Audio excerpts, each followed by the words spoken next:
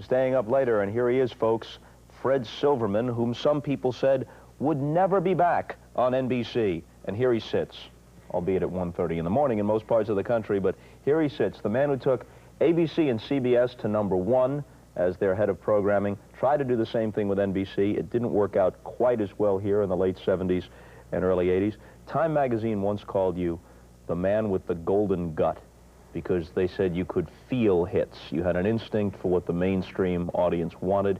You could feel hits.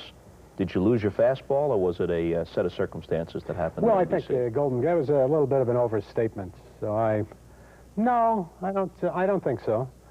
You know, in any given season, you have your share of hits and misses. I mean, everybody does, and it just the ABC and CBS experiences just were more successful. Period. After all the success at ABC and CBS, and we'll talk about the individual shows in just a moment, how bad did it hurt you personally? And you got to have some ego to succeed in this. How bad did it hurt you when your name became synonymous with the flops, like Hello Larry and Super Train, some of these big flops? Well, initially it hurt a bit, because as you say, everybody has an ego. But over time, there were decisions that I made at NBC that ended up being pretty good decisions. You know, bringing David Letterman to the network, making the deal for the creators of Cheers, St. Elsewhere, Hill Street Blues. So there were a good many things that turned out well. And most importantly, a team of people that remained here throughout Grant Tinker's reign. I think he replaced one executive out of the whole group. Is Super Train something you can look back on now and laugh? I mean, this thing had promotion like the Second Coming. Mm-hmm. I laughed then. You know, there's a story once. We had a big affiliate party at MGM where they were shooting Super Train, and I'd never been to the studio. I'd never seen this set. And I walked into the stage there, and it looked like they recreated the Grand Central Station, and went into the train, and there was carpeting on the floor. It was beautiful. It looked like $200 a square yard carpeting, and you'd never even see the carpeting. And I just got so aggravated at the excesses there that as I was walking by the locomotive, I kicked it and broke a toe, because the locomotive was made out of cast iron steel. So that will tell you about Super Train. It was a good idea, it just wasn't very well done. What is with this train anyway, huh? $450 one way, no ashtrays.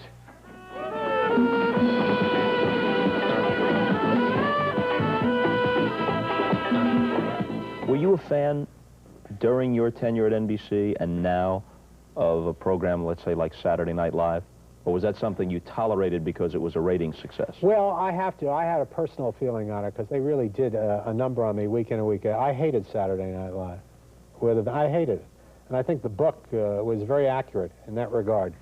You know, I didn't like the show. I didn't like Lorne Michael. Matter of fact, Lorne Michael, I think, left while I was there. And, but tolerated it because it was probably the most profitable single show on the network. This is entirely personal. Absolutely. And you couldn't separate your personal feeling from the show. No, I didn't like the show. I mean, I just, before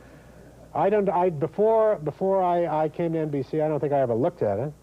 And I certainly didn't like it once I got there. You know, now, wasn't that a mistake, though, on the part of a television programmer? You're riding high. You're a big guy in the industry. You're at CBS at that time. You're the #1 guy. These guys break through with this pioneering program. Shouldn't you have watched it to find out what was going on? I watched it enough to know what it was. I watched it enough when I got to NBC to know what it was and who was on it. And I mean, I wasn't living in Alaska at the time. But I kept it on the air, you know, and sustained it, and it's still on. So, and I didn't go and cancel it or anything. Now, what happens when, as you say here, you didn't like Lorne Michaels? Now, he's the producer of this show, which is successful. You got to coexist somehow. Well, we did. What's the communication like? I think the communication was okay. I think there was there was one particular incident where, you know, he had promised to deliver Gilda Radner in an hour variety show, and this was and it was right before Thanksgiving, and just reneged on it. And I think that is in the book, and I think from that point on, I mean, it really was. I just was really annoyed at that. So again, angered. all this stuff breaks down to personal more so than, Well, I it don't has like to. his programming philosophy, I think that's not funny. Well, it's certainly the personal enters into it. Yeah. So when Al Franken complains on the air, how come Fred Silverman gets a limo? A limo for this lame-o, and I don't get a limo, and I'm Al Franken, and the audience roars, you were seething. Yeah, well, particularly coming from Al Franken, you know, who I felt couldn't get himself arrested. You know, if it come from Belushi or Chevy Chase, but to come from some pisha on the show, I would say yes. I must say that I think that Al Franken is a funny guy. And he's Well, a writer. You know, I think we're entitled to... most of the stuff he writes, you know, as opposed to being a performer. He's been there so long, he must have written a lot of good stuff. Well, he's about 65 now, isn't he? They had Belushi playing you. Yes. At one point, and Kate Jackson, I guess, was on. She played one of Charlie's Angels. Right, one of Charlie's Angels, yeah. an irony because that was a tremendously successful show for you. Equivalent of your 1927 Yankees, your best lineup in any of your stops in television. I think the best lineup was the CBS Saturday night schedule back in the early 70s, where over a period of time a schedule evolved that was just a super schedule. All in the Family, MASH, Mary Tyler Moore, Bob Newhart, and Carol Burnett. And that was a terrific lineup. I don't think that there's ever been a night of television, you know, including, you know, the famous Thursday night on NBC that's come close to that Saturday night. I would say a second lineup in terms of success, not necessarily quality, because I don't. The shows aren't in the same league, but in an extremely successful lineup was the schedule on ABC on Tuesday night with Happy Days, Laverne and Shirley, Three's Company, Soap, and Family, which was also. I mean, that was. I think the night averaged about a 28 rating. Did you usually like the shows of yours that were hits? No. Obviously, oh, really? No. It, you know, I can honestly say I don't think I ever looked at a full episode of Charlie's Angels. That, you know, there were certain shows that I enjoyed. I thought that Family was a very good show on ABC. You know, believe it or not, I enjoyed Three's Company. Mm-hmm. I think that Three's Company, for what it was very well done, and John Ritter really had an opportunity to show his genius. But most of the shows on all the networks, I just, that was overstated, me watching a lot of television. I mean, I watched television in many instances because I had to, but it was not really something that I did as a pastime. So as a businessman, you knew Charlie's Angels and programs like that. It was garbage. Three's Company. Even you like Three's Company a little bit. Well, I thought Three's Company was a pretty good show. But you knew Charlie's Angels was garbage, yeah, but it's successful. 50-share garbage. To Sabrina, the hottest number on wheels. Love, Charlie? Well, thank you, Charlie. And if you ever put forth a championship effort at anything, you be sure to let me know so I can send you a trophy. Not a bad idea, Sabrina. I'll start working on it right away.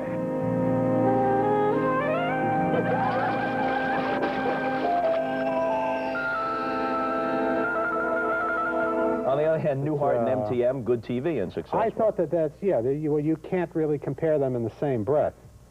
You know, a Bob Newhart or a Mary Tyler Moore with some of the other shows. You know, Soap was a good show. Mm-hmm. And I don't think that was universally acclaimed. And groundbreaking in many ways. Yeah. You know, we put All in the Family on. There were a lot of critics, including the New York Times, that hated it. You know, that really just lit into it. Did you think the first time you saw All in the Family that it might be too rough, too different for the mainstream audience? I thought that we'd get a much more pronounced reaction than we did.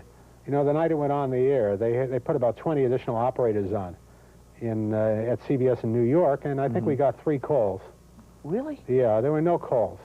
Because one of the reasons was the way we scheduled it. They put it on a Tuesday in between Hee Haw and the CBS News Hour. So I don't think there were a hell of a lot of people watching. Why did you ride with it? Because it was groundbreaking, because it was precedential, because it was an attempt to really change the content of television. Gloria, you married the laziest white man I ever seen. All right. It's bad enough you gotta make fun of me. You don't have to make it worse by attacking a whole race. Who's attacking the whole race? You are. You just said I was the laziest white man you ever met. What's the matter with that? White man you ever met. Yeah, you. Implying that the blacks are even lazier. Oh, no, wait a minute, meathead. You said that, not me. I never said your black beauties was lazy. It's just their systems is geared a little slower than the rest of us. How do you react to the gentle criticism that the shows that you now produce as an independent producer sort of go back to your old formulas and appeal to older audiences? Matlock, In the Heat of the Night, Jake and the Fat Man, the Perry Mason TV movies bringing Raymond Burr back. Is that a fair statement? Is that where your your power zone is? Well, it was for the past 6 years. It kind of got me back in the ball game, and I don't have any regrets about it. And I'm very, very proud of the shows. I think that for what the shows are, they're very well crafted, well written, well produced. But you know, they do appeal to older viewers. That just is a fact of life. Just like in the old days, Gunsmoke appealed to older viewers, or Cannon, or Kojak. You know, from my own personal point of view, you know, based on the kind of the overall feeling of all three networks about this kind of product, this is a year of transition for me, where I just am making plans to get involved in things other than older private eyes and cops and lawyers. Like what?